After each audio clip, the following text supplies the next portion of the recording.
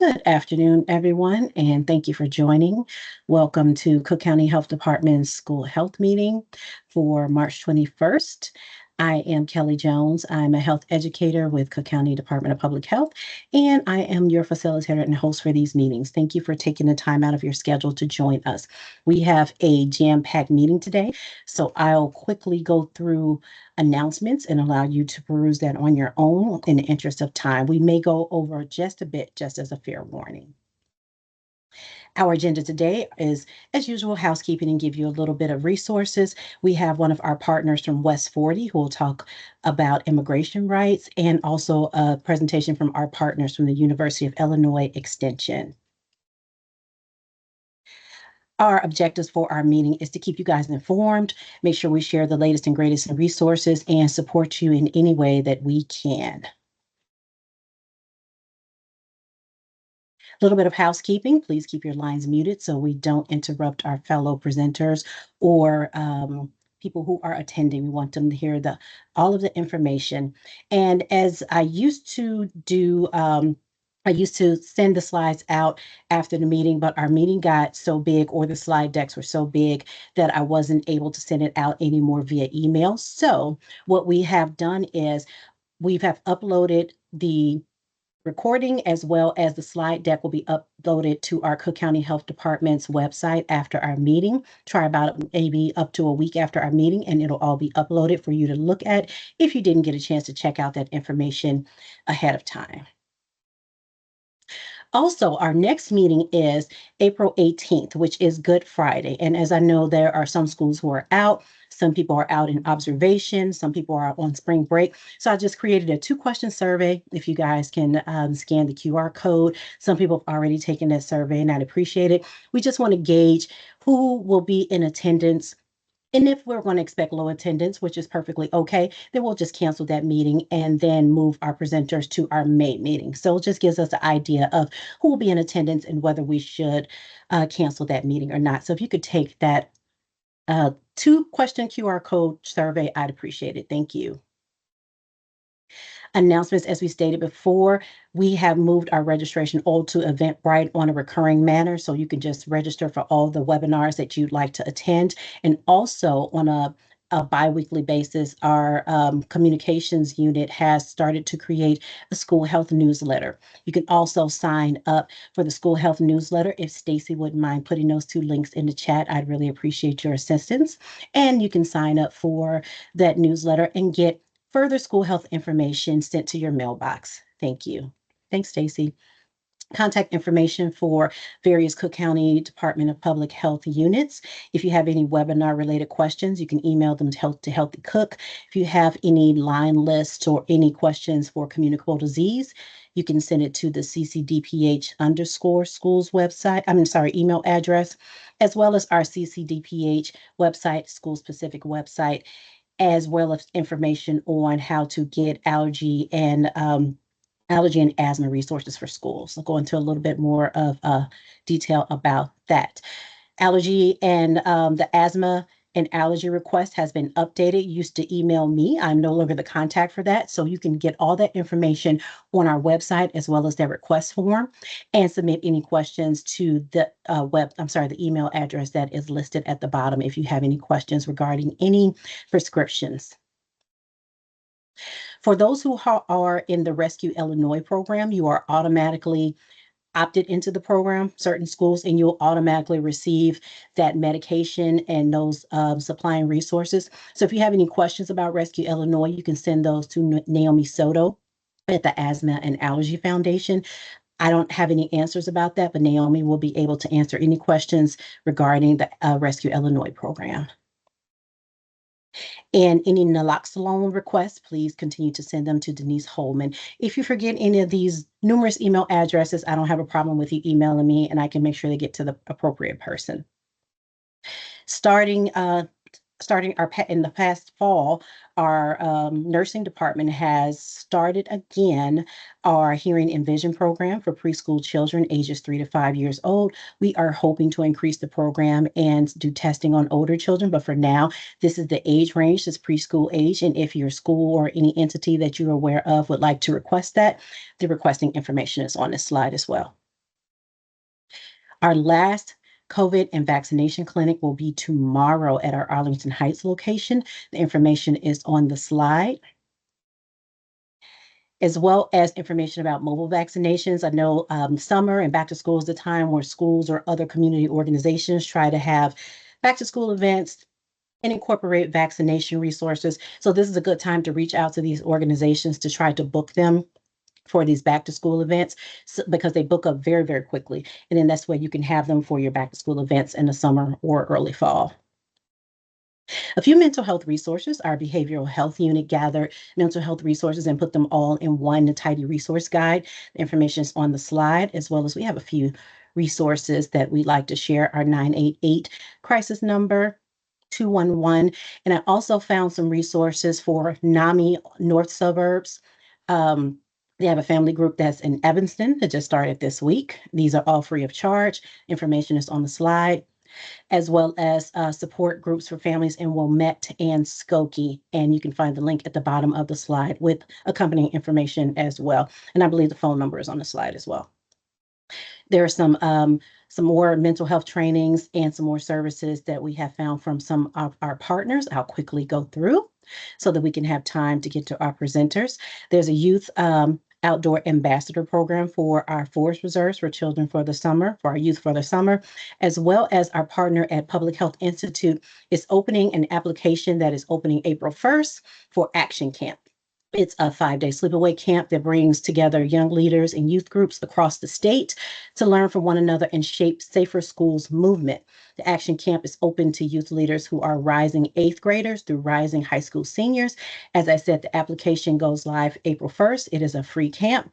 The camp goes for 1 week, and the information is on that slide, as well as Public Health Institute also has a youth health conference committee that youth can sign up for if they're interested as well.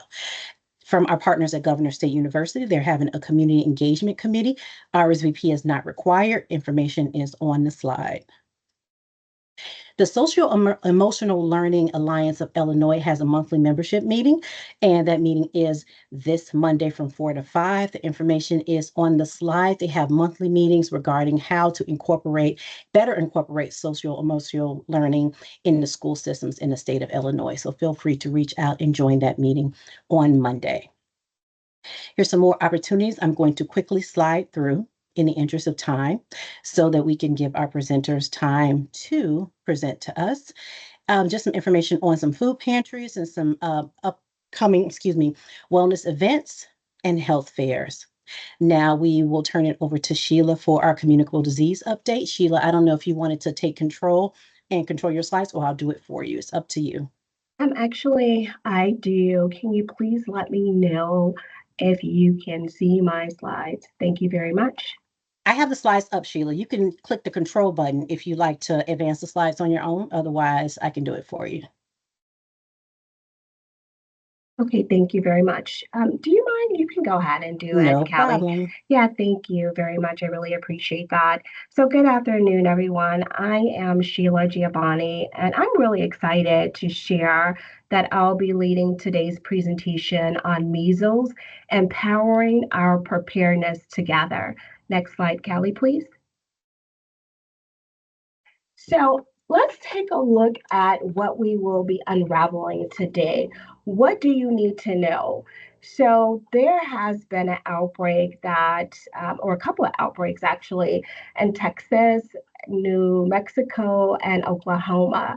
This data that is before you is from March the 13th. So as of today's date, the actual cases are 370 plus. But during this time when I captured this data, the official case count for those counties were 321 cases. There has been 2 deaths, one of a child in Texas, another of adult in New Mexico. The child, definitely no underlying conditions, but we do know that both individuals were unvaccinated. This is likely substantially unreported data, taking into account that the counties that these outbreaks are occurring in is truly under vaccinated counties. So we are taking that into consideration with the data.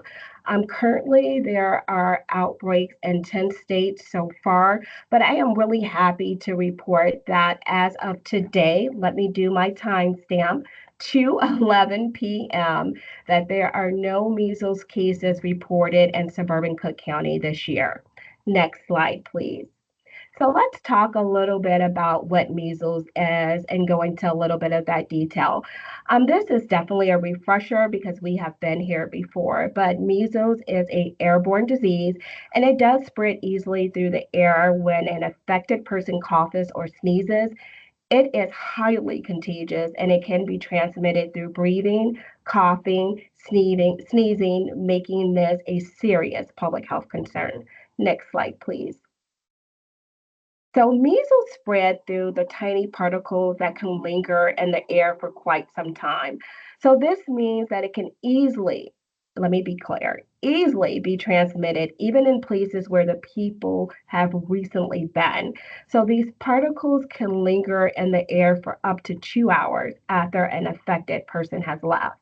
So according to this illustration here, one confirmed person with measles can potentially affect up to 18 other people. So, making awareness and preventive measures about measles is crucial to keeping everyone safe. Next slide, please. I am really happy to share this slide with you. It is my measles, the story unfolds slide. And actually, what it does is it depicts the history, if I may, of measles since the introduction of the vaccine. So, according to the history, there were millions of cases of measles before the implementation of the vaccine that was licensed in 1963. So, initially at that time, one dose was given and that one dose gives about 93% effectiveness against measles. But in 1989, two doses was recommended, and by year 2000, measles was considered eradicated within the United States, meaning that in 2000 there were fewer than 85 cases reported annually. Next slide, please. So this slide predicts the tracking of measles cases in 2025 in each state. As you can note, there are 14 um, fields that are highlighted representing the states that have reported at least one measles case in 2025. It's important to note that we here in Illinois have not reported any measles cases in 2025 as of to date, but it is important to take this information and make sure that we are staying vigilant and we are prepared in case there's a possibility of a measles case emerging at any time. I have included the source here.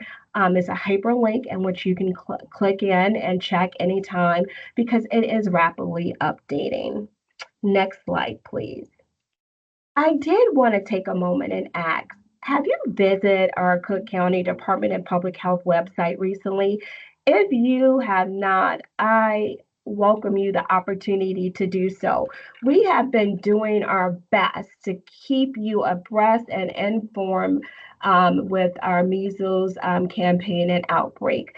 Here to the left of me, you will see our Cook County Department of Public Health Facebook post that gives you general information on measles.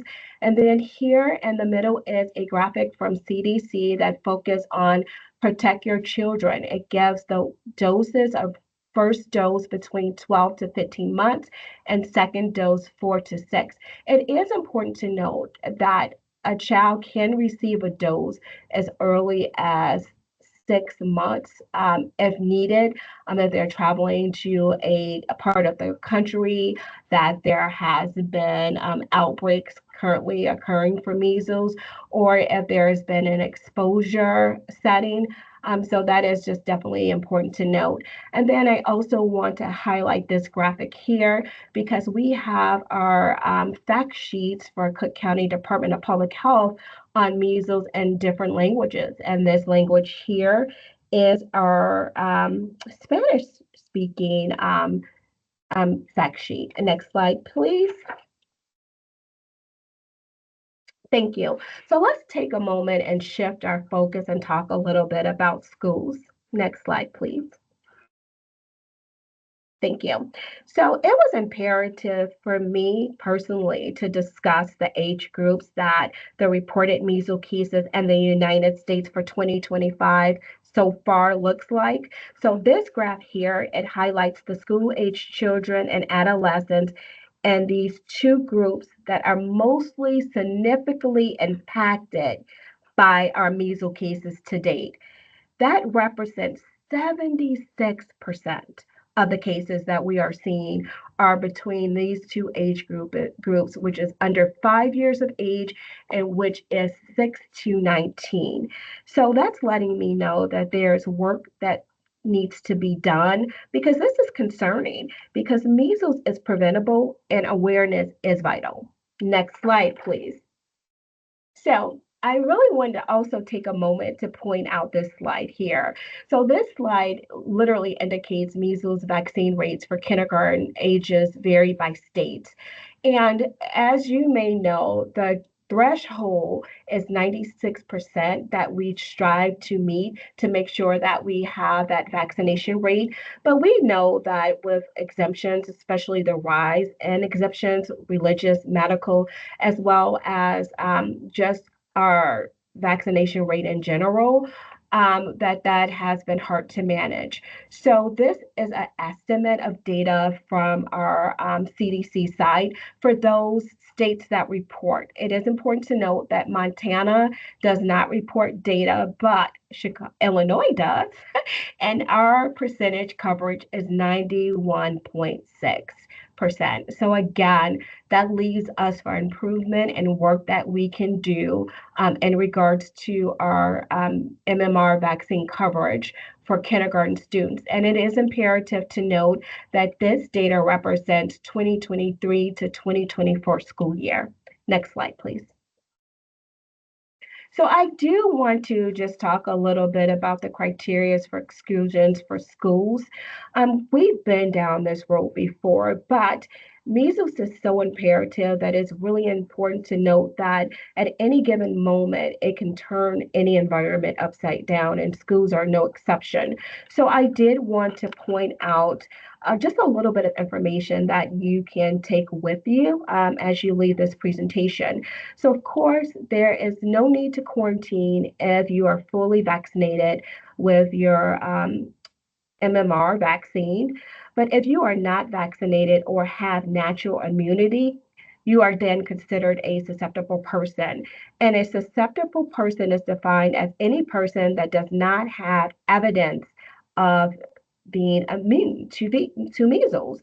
So, with that looks like is that you would have to have documentation of 2 doses of measles vaccine or a physician statement indicating the date when the person had measles disease or a laboratory evidence of measles immunity, and that would be like a titers test. And it is also just important to note that a susceptible person, meaning a person that is not vaccinated, and there is exposure of measles within any setting, but specifically a school setting, that they must be excluded from school for 21 days. Next slide, please. So I really did want to just take a moment to bring this slide to you, if I may, and talk a little bit about accessing individual immunization records. So you need to ask yourself, and this is for staff and students alike, are you covered? Do you know your immunity status? And these are ways that you can find that. There is authorization to release forms. They are available in English and Spanish. You can also contact your primary care provider to see if you have those records available or to even request a titer test to see if you have immunity. You can also request immunization records through IDPH, which is the Illinois Department of Public Health. And you can also go online to access through Verify to access records online. And the hyperlink is here for you as well. Next slide, please. So I do literally, this is the bulk of the presentation. Are you prepared? Do you have a susceptibility list? Do you have a list of your staff and students by disease category in regards to their vaccination status? Have you identified those staff and students who are not fully vaccinated or who may not be vaccinated but do not have any exemptions on file? Do they have a religious exemption or a medical exemption? Is it up to date? Is there a person within that setting that does not have an exemption at all, but are not currently vaccinated on any of their current schedule for vaccinations? So that's just something to look at and prepare yourself for. And this is something you can do before we get our first case of measles in Illinois for 2025. It also gives you an opportunity to review the school policies as well as the Illinois Administrative Code Part 690 in regards to the rules and regulations around vaccinations. And also, I do want to make Kelly, can you click the button again for me? It should be a little red thing that pops up. Great. Thank you so very much. So if you can also take opportunity and to recognize and encourage vaccinations for non-compliant students. I mean, we all have to do our part here, and the next couple of slides will give you some resources to do that. But it would be a great opportunity to engage these parents that are have non-compliant students and or staff within your organizations, and take that opportunity to dispel any misinformation about measles vaccines as well. Next slide, please. So I was going to do a live tutorial, but for the sake of time, I'm not going to do so. I have the link provided here. It is our link to our school vaccination coverage dashboard. I love this site because it gives you hands-on information with what we have available for coverage for vaccines, not only for measles, but all other of our preventable disease vaccines. You can find coverage here. You can go to this button here, filter. You can filter by school, you can filter by county, you can filter by school district, and it lets you know what percentage your school have coverage, and it can help you easily identify those regions, those areas, those neighborhoods where there are underperformed vaccines, if I may, within that area where there could be room for improvement. Or you can get an idea where your school or your neighborhood where you live resides in regards to coverage for vaccines. And again, it's just not for measles, it's for all of our vaccines. Next slide, please.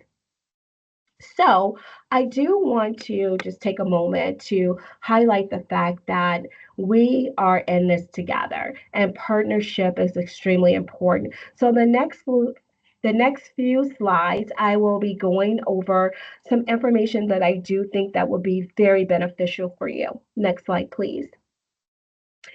So, this information is from the Illinois chapter of the American Academy of Pediatricians.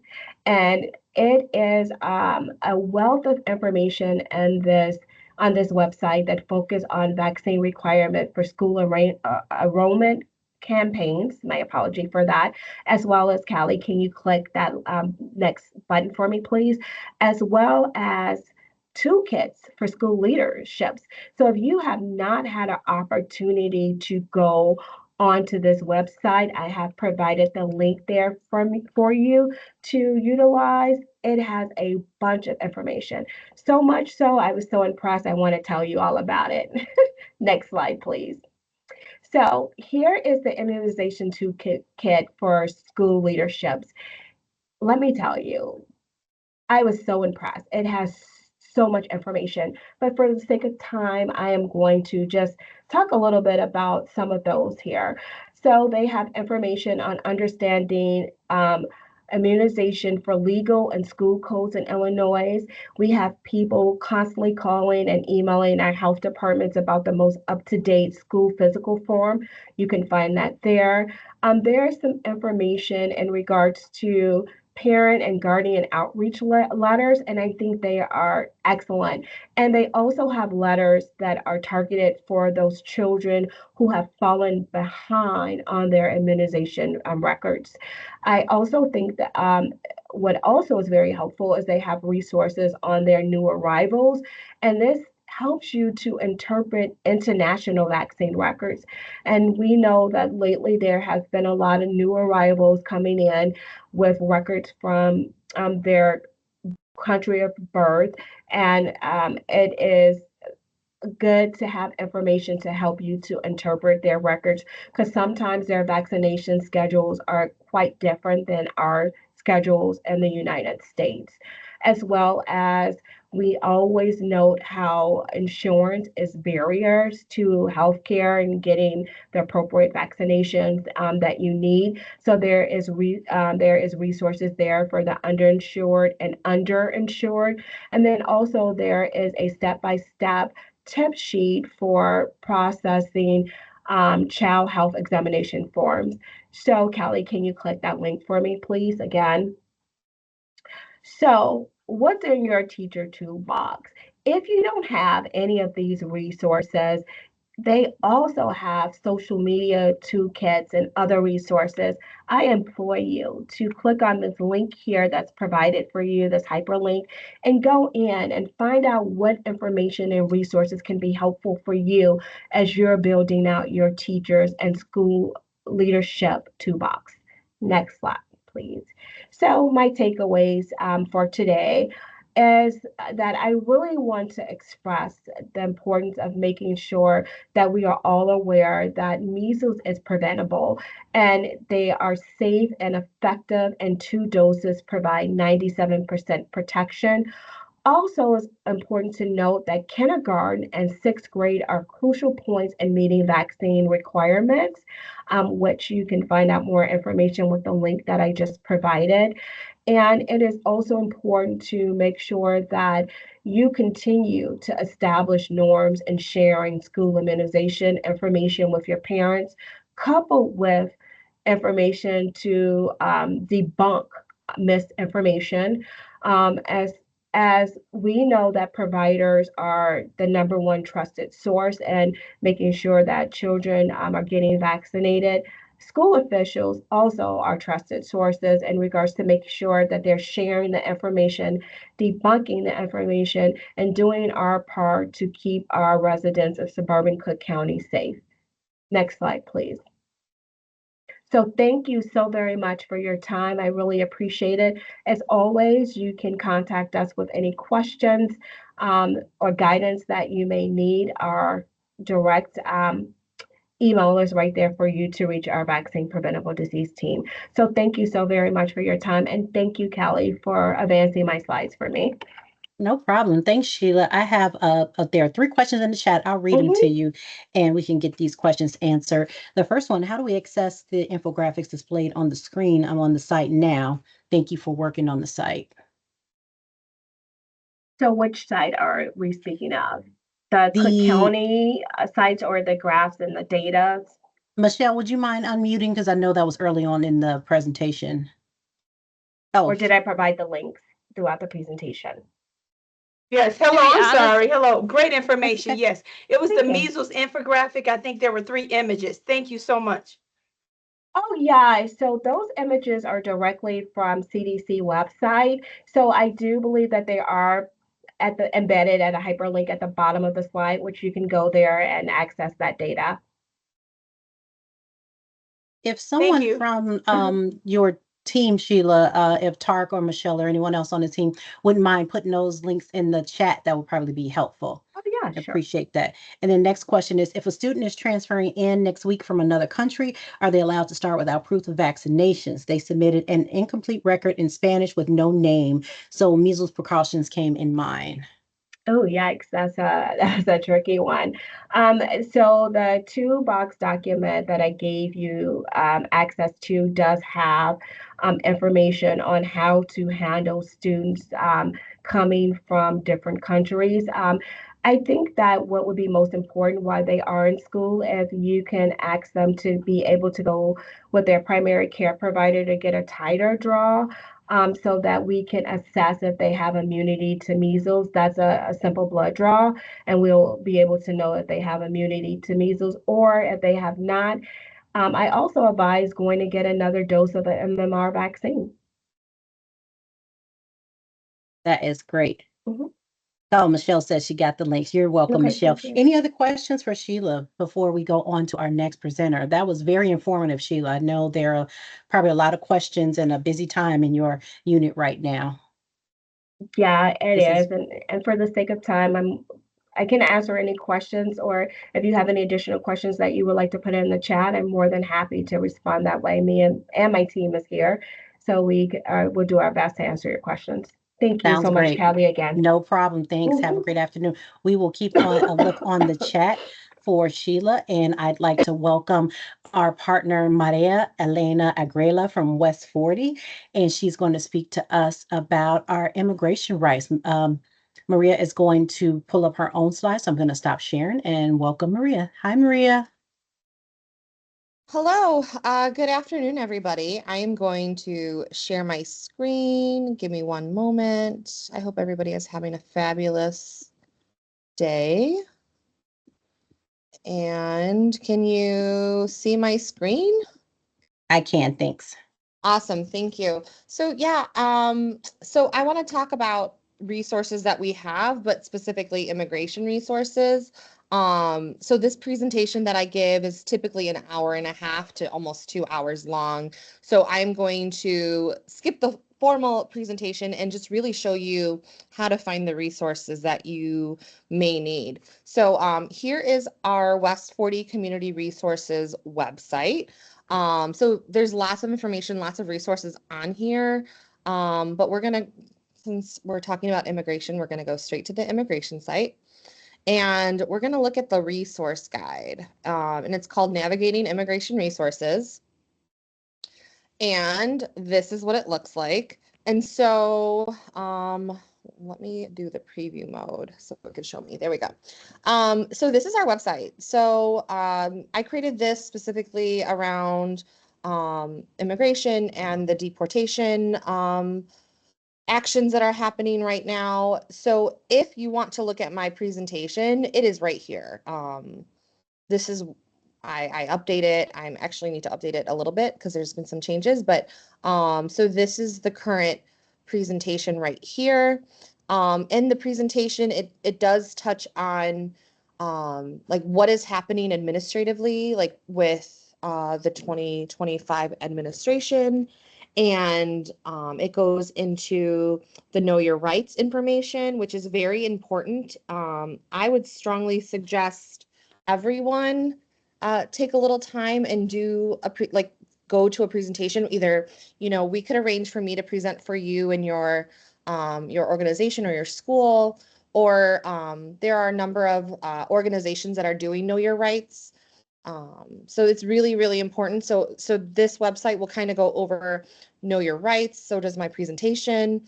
And then it also goes into how to make an emergency plan. So we're encouraging our families who might be undocumented to create an emergency plan.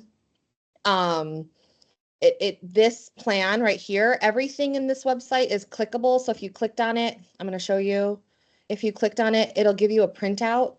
So all of these resources you could use as printouts. So again, this goes over emergency planning. And just as a side note, I feel like in doing this, I learned a lot about emergency planning and guardianship and things like that. And I would strongly encourage all of our families to have an emergency plan, right? Like what happens? What do you do if there's an emergency, right? Um,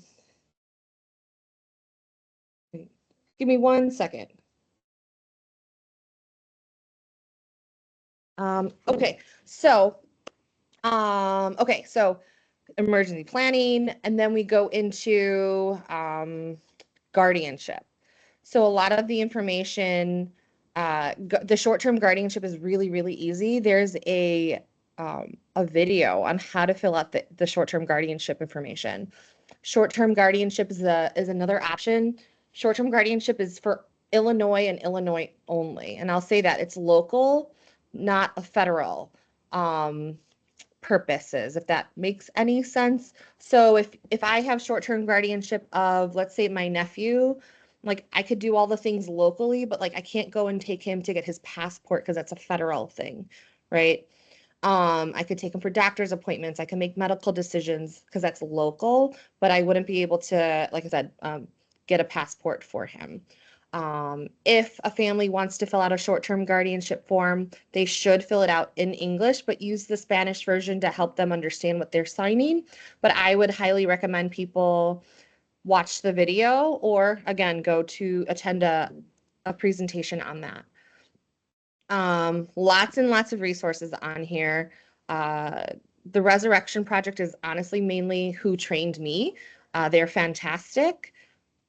The next best organization that's doing this work is the Illinois Coalition for Immigration and Refugee Rights. It's called ICER. Lots of information, Illinois Legal Aid. There's lots of free legal aid services. If a family is looking for an attorney or they found one, it's also wise that they check to see that the attorney is legit, because there are also a lot of scams out there. So, just to be mindful. Also, another thing to be mindful of, notaries in Mexico, notarios are lawyers, right? But here in the United States, a notary is only a person who could sign a form and be a witness. So, again, we need to be mindful of scams and things like that. Notaries should not be giving out legal advice. The only people who are allowed to give out legal advice are lawyers or someone working directly under a lawyer, right? Like a paralegal or something like that. If someone is detained, let me go back. If someone is detained, it is wise to call the ICER number, because they're kind of keeping track of what's happening around here in Illinois. But also there's when you do call, they will provide a number of resources for the family. Okay, so we talked about short-term guardianship and resources. There is also a section here on school resources. So if you are at a school and there's not a plan, there are lots of guidance and organizations that are helping schools create plans in case of emergencies. If ICE walks up to a school, things like that. They shouldn't be doing that, but we know that those protections were lifted. So there's lots of information here on how schools could support and protect their students. ISB has guidance. The Schoolhouse Connections has guidance. CPS has guidance. So there's lots and lots of information out there. I tried to put everything in one place. So this document is filled with information, but I tried to create like the table of contents to help like structure it a little bit more. And then another thing I just want to highlight on this resource guide is trainings and clinics in the community. So there are lots of trainings and clinics in the community regarding and around immigration. The one I'd really, really like to let you know about is every Thursday, the Resurrection Project does a Facebook Live training. So at 2 o'clock, it's in English, and at 6 o'clock, it's in Spanish. So if you could spare, it's about an hour. I would highly recommend, if you haven't sat in one, to go to one. It is really informative. It'll help you understand what our families are going through. If you need information on mental health resources and trauma and resilience, I have a number of resources here. Just something to keep in mind, students as young as 3, kids, right? They're kids, they're children. Children as young as 3 have reported anxiety around leaving their home to go to school because they fear that when they come home, their parents won't be there. So kids as young as 3 are really, aware of what's happening and aware of the fear. Like, they may not understand everything that's happening, but they understand that there's a fear that their parents may not be home when they come home.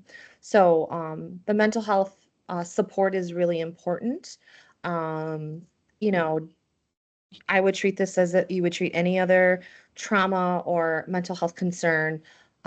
Just keep an eye out for sudden changes in behavior and attitude and things like that, and connect the families with a social worker if you can, or a counselor. Um, so yeah, so that was this in a nutshell. I went through it super quick. Um, if we go back to the website, again, there's lots of information. So even all of these organizations are supporting families who are immigrants. They've been around for a really long time. These are local to like the western suburbs, but ICER does have a list, and I think we'd have to go back. Give me 1 second. We're going to go back and find it. ICER has a list of how to find a local like your local welcoming center in Illinois. So if you're not local and you don't know where a welcoming center is, you could go on statewide resources, and there is a whole list of welcoming centers here. So that's where you'd want to go if you're not local. So most of my resources are for West Cook County, but I do have statewide resources, and you could always reach out and I could help you find what you're looking for. Um, and then just a few things about West 40. I guess I never really like introduced myself or my org. So I'm the director of community relations for West 40. West 40 serves as the regional office of education. So we support all of the schools and school districts across West Cook County. So we don't go into the city of Chicago, but we do support like Berwyn-Cicero, as far west as like Hillside, as far north as Norridge, Elmwood Park, and then as far south as like Western Springs, Hodgkins, um, Countryside. So it's about 100,000 students in that whole region.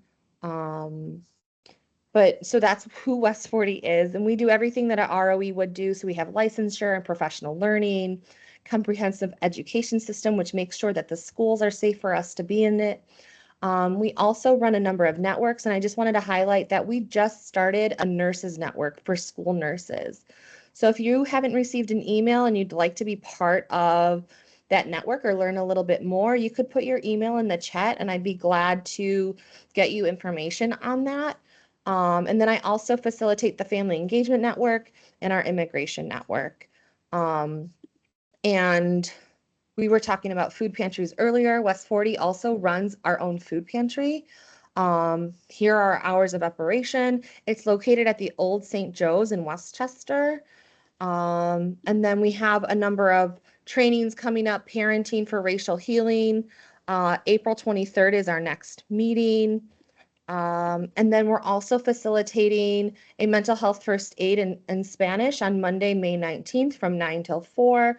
I don't have a registration yet. That should be in the works, but if you're interested in that, let me know and I could get that information to you.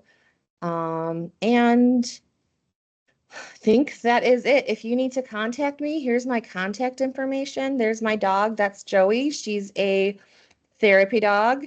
And I'll also put my information in the chat if you need to reach out. I have not looked at the chat, so I'm going to exit now and check the chat if there's any questions. Maria Elena, that was fantastic. And we are so thankful that you took the time to present this information. And I'm floored with how much work you put into the website. So we're very grateful. And I just wanted to ask if the slide you sent me, the QR code, does it take you to your website so they could look for the information on their own? Yeah, 100%. The slide I Okay, gave I'm you going to both. pull that up. Yeah, pull Yes. that up and I'll explain. So I gave you the link directly for the immigration, for the navigating immigration resources, and the link directly to our website. And then there's my information there too. So again, feel free to call or text if you have any questions. If you are looking for resources and just want a thought partner, I am happy to be your thought partner. That sounds great. And I'm sure that we would love to have you back for a longer presentation. And I'm sure maybe there are some organizations out there who would like to reach out to you and have you come to their organization to speak or events.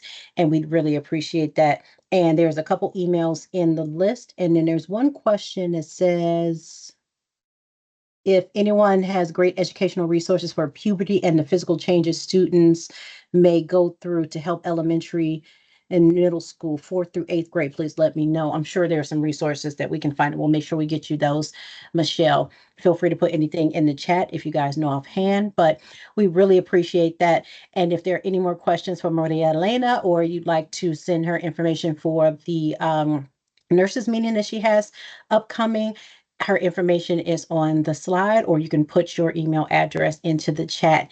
And we appreciate you. We'll be in touch for further networking opportunities for you, Maria Elena. We appreciate it. Thank you Yes, so much. for having me. No problem. It's our pleasure. And coming up, we have our partners from the University of Illinois Extension who will talk to us about healthy offerings within the community. Thank you guys for joining. We appreciate you guys. You have the floor. Yes, thank you, Kelly. Hello, everyone. My name is James McCombs. I'm a SNAP Ed educator with the University of Illinois Extension. I'll have the pleasure of kind of introducing Extension and then queuing up some of my colleagues to talk more in detail about some of the offerings that we have. If you're not familiar with Extension, we are the outreach arm of the Urbana-Champaign campus. Some of our flagship programs are 4-H, our Master Gardeners program, our Master Naturalist program. We also have programs on local foods and small farms, STEM, horticulture, and our Family Life program.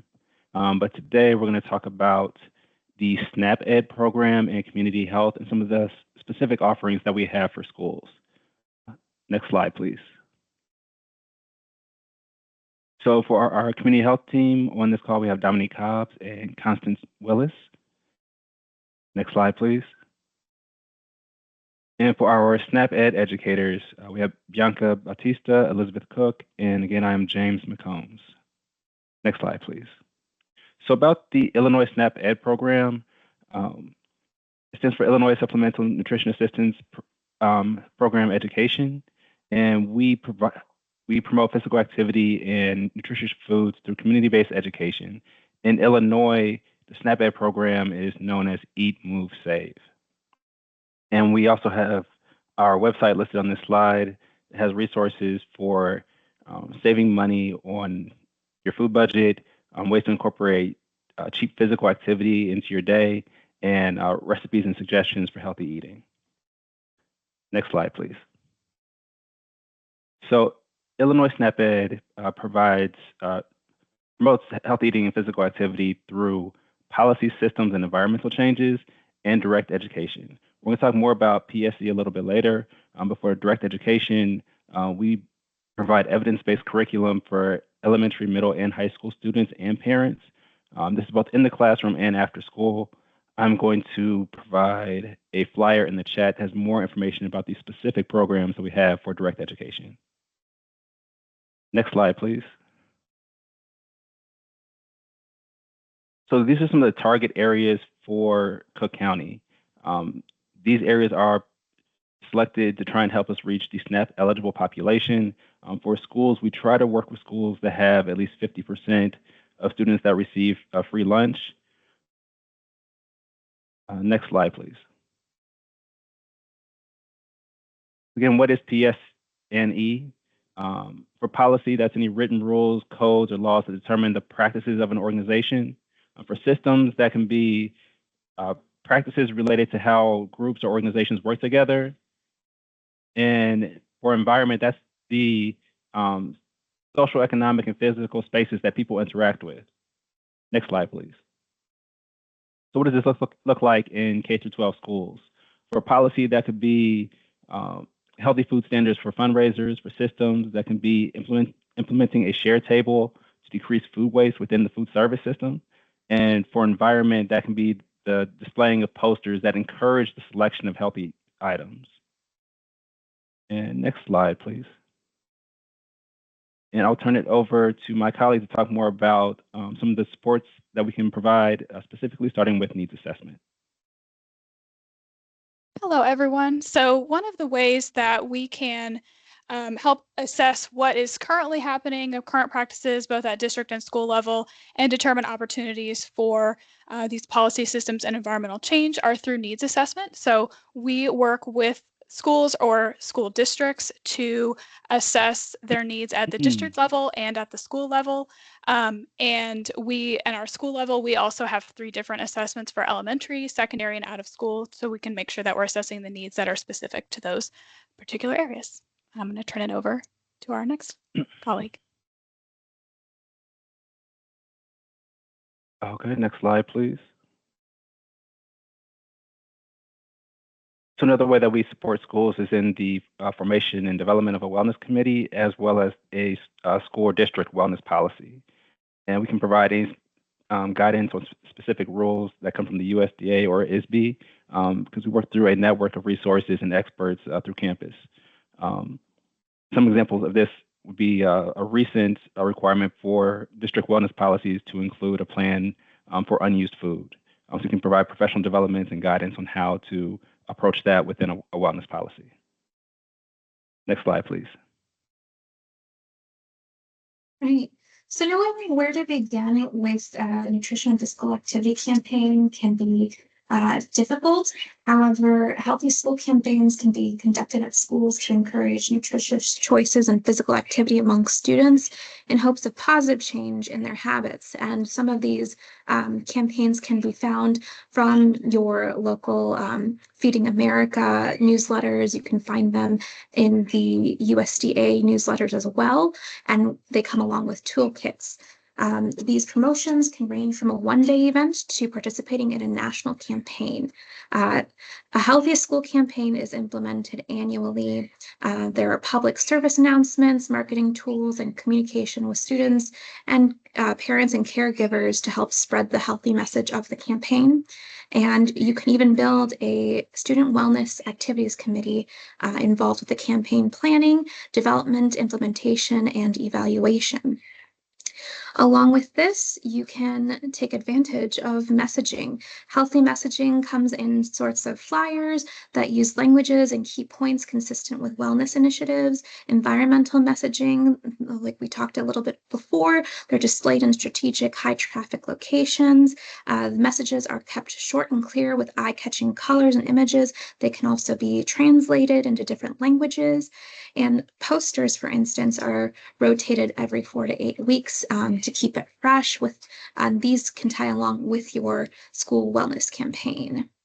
And then we can also do things like adding visuals to the lunchroom. Behavioral economics suggests that improving the appeal, layout, and point of decision prompts can increase the selection of more nutritious foods.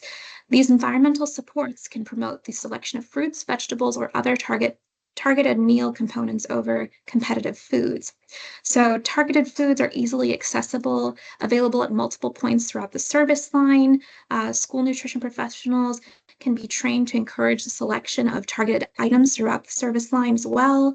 And healthy behavior choices are prompted at the point of sale by using interactive educational displays, posters, taste tests. So all 3 of these healthy school campaigns, messaging, and visuals to the lunchroom can coincide to give you a better consistency of turnout. Next slide. So these are some of the ways that we can work with school staff and food service staff to increase nutritious choices within the school. So we can work with the staff to involve the students in the process. So that might look like having the kids name a meal in a fun way to get the kids more interested in eating it, adding flavor stations so the kids can flavor their own foods without added sodium, boosting reimbursable meals, establishing or improving a salad bar, incorporating farm to school, encouraging water consumption, conducting tray waste studies to help reduce food waste, coordinating taste tests so that the kids can provide their input on potential new menu items, offering healthy vending in district and school buildings, making fundraisers healthy, and then also celebrating and rewarding students with healthy options. Next slide, please.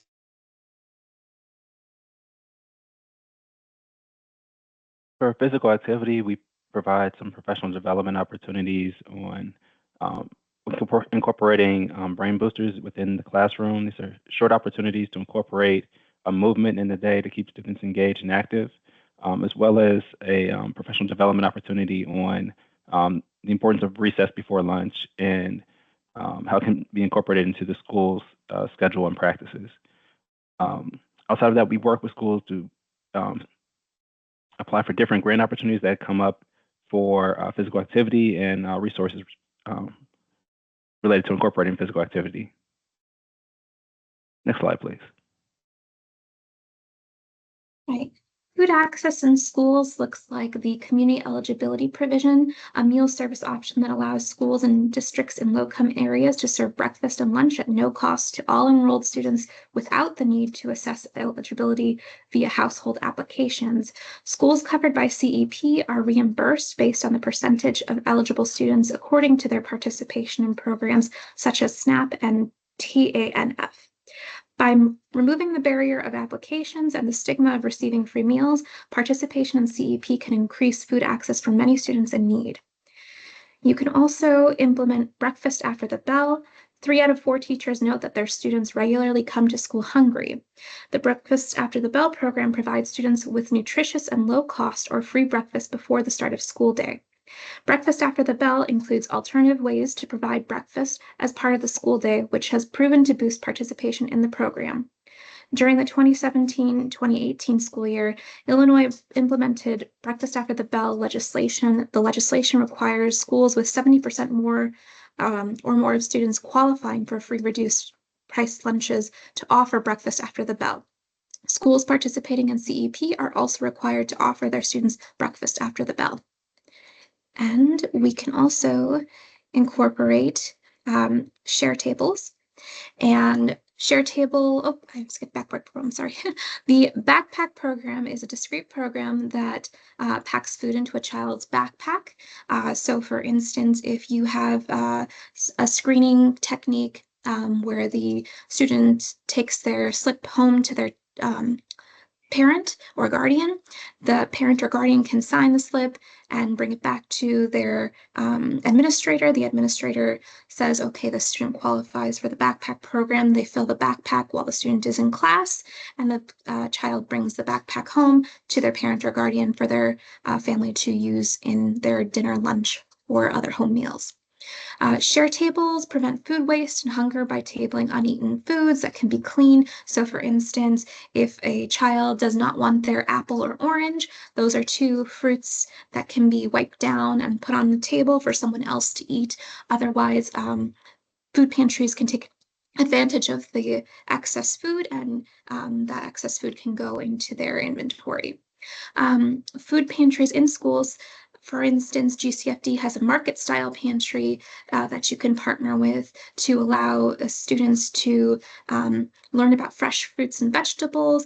And if their parents are eligible for SNAP, they can use their SNAP card to access the fruits and vegetables in a market style pantry if the school has one on the weekend or after school hours. For school gardens, the school garden provides food for the cafeteria programs or a school pantry. You can also use these school gardens to incorporate into the classrooms. Next slide. And I already talked about this slide, but summer meal programs. The summer meal programs also assist with food access by allowing children to have free meals outside of school hours in areas that are high traffic, near libraries, for instance, during summer when students are not at home and perhaps need access to summer activities or places with air conditioning. So these are strategically planned to make sure that kids come and are eating to make sure that they don't go hungry. Next slide. This slide is just a quick note about some of our summer professional development opportunities coming up. They were just scheduled. So we're planning 2 summer learning institutes, one for food service professionals and another for teachers and school administrators with CEUs available. The Summer Learning Institute for Teachers will feature workshops on share tables, wellness committees, food and mood, as well as reimbursable school meals. For the food service professionals, we'll have workshops including reducing sugar, reducing food waste, incorporating cultural foods, as well as performing taste tests.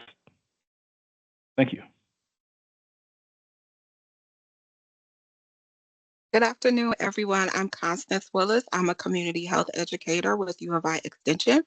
And the community health team mission is to promote exclusive activities for Cook County residents by sharing practical health information and resources to enhance skills that can be applied to support health and well-being. Next slide, please. So program areas of concentration, this is for youth audiences, Finding Calm in Chaos, which is a program designed to help teens embrace mindfulness, creativity, and connections as tools for reducing stress. So the activities that the teens will go through at the beginning, they will write a letter to themselves, expressing their feelings and hopes. At the end of the series, they get those letters back and they're able to reflect on their progress.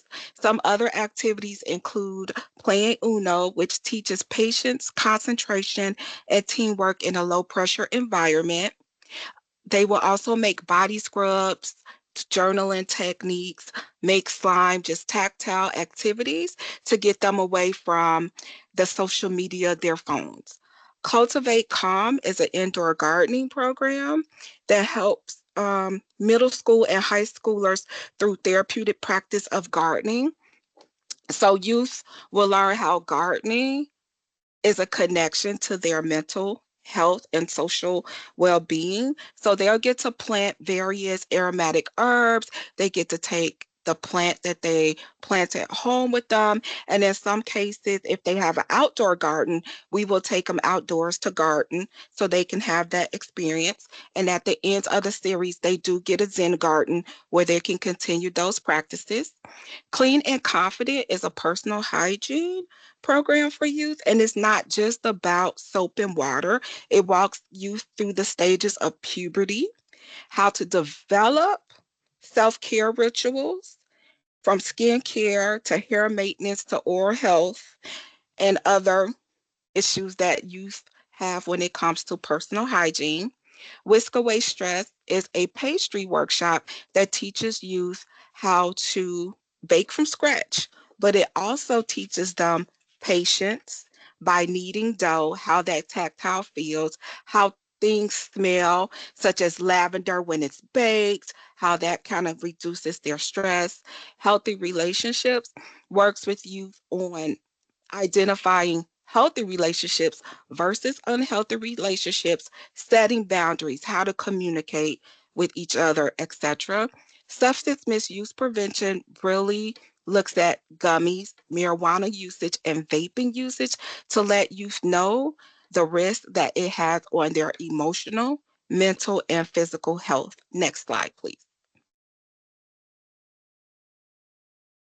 So these were some of the photos from the gardening class and the Finding Calm in Chaos. The first picture, the youth are making body scrubs, and the second picture, they're actually planting the plant that they're gonna take home, and we incorporated like red wigglers so they understand how red wigglers help with the planting process.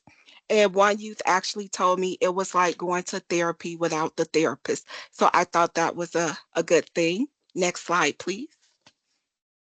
And so areas of concentration for adult audiences, obesity prevention, which talks about like nutrition, understanding obesity and its risk, the importance of a balanced diet, physical activity, sleep, and stress management.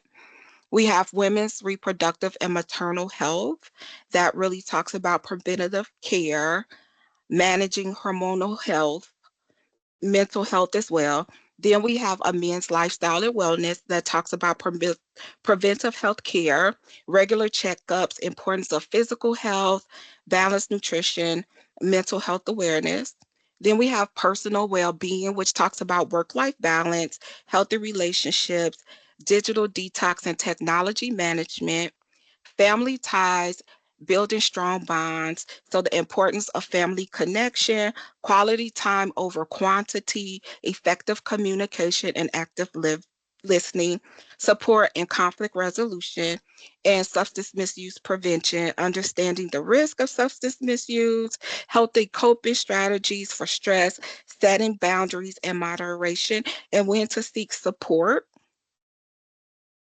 and how to build a support system. Next slide, please.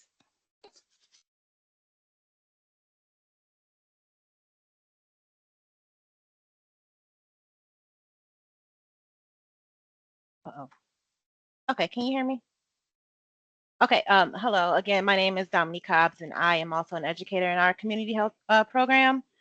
So in my realm of what I do, I focus on health equity as it relates to maternal and child health.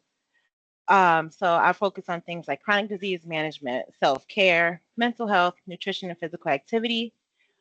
In my program, it's aimed toward families. I work on family planning families through the age of kindergarten, so families through age 5. I provide programs tailored toward the needs of the school, programming for parents and guardians, and then also programming for school faculty and staff. Next slide, please. In ways we can partner, working on school health technical support, health needs assessments for schools to see what needs there are for families, provide professional development for staff, participate in school wellness committees and school staff wellness committees as well, worksite wellness support as it relates to supporting staff, and then participating in school hosted wellness events. And I just want to say, sorry, go ahead. I just want to say the school is a resource hub for all. So while these programs are available for the school youth and the school parents and families, we also have to remember that there are youth who are also family planning. So we're that resource for them as well. Actively, I currently keep up with some of the things happening in our climate as it relates to school health. So I'm the resource for that. And then, so yeah, so providing technical support. In the technical support, looking at things like childcare for students who might possibly have children, or looking at infant feeding practices. Are these things written in your school wellness policy? Are they readily available and easy to find in the parent-teacher handbook? So yeah, so basically education support for that. Again, also similar to SNAP-Ed, looking at those policies, systems, environmental changes through K-12 schools, but also out in the community.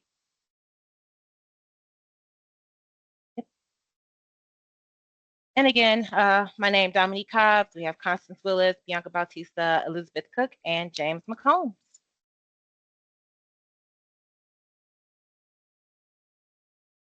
You guys are fantastic, and I want to thank you guys so much. Were you saying something, James? I'm sorry. I was just asking if there are any questions.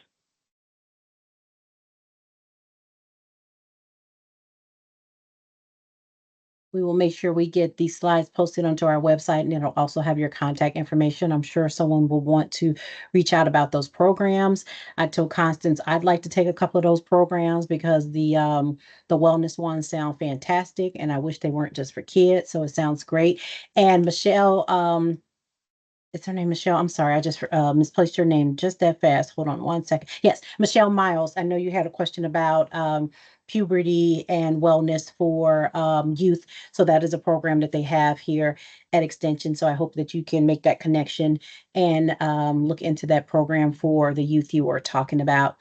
And if there are no other questions, we had a jam-packed agenda, and I am so happy that we were able to get all the information in.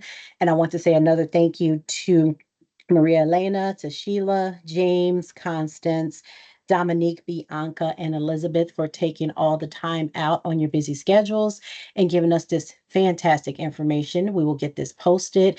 Your contact information will be listed on the slides if anyone wants to further reach out. And for anyone who may have joined a little bit later, I wanted to see if I put this slide up one last time just for a second to make sure that everyone has the slide with our there it is, school health survey. as I said in the beginning of the meeting, and someone who got on late may have missed that announcement, is that our next meeting, which is April 18th, is Good Friday. And some people are not in the office or have started their spring breaks. So I wanted to get a quick 2-question survey out to the group to see if they are planning on being in attendance live for our event. If not, then we will just simply cancel and move our presenters to our May meeting. So I just wanted to check, because if we have low attendance, then we can just cancel and everyone can enjoy their Friday, and we'll continue the next month. But if there are no other questions, no other concerns, I appreciate all of you taking your time out. Enjoy this weather, be well, and have a great weekend. That survey will be up until April 1st for those who are taking the survey a little bit later on. Thank you again and have a great weekend. You too, Kelly. Thank you all.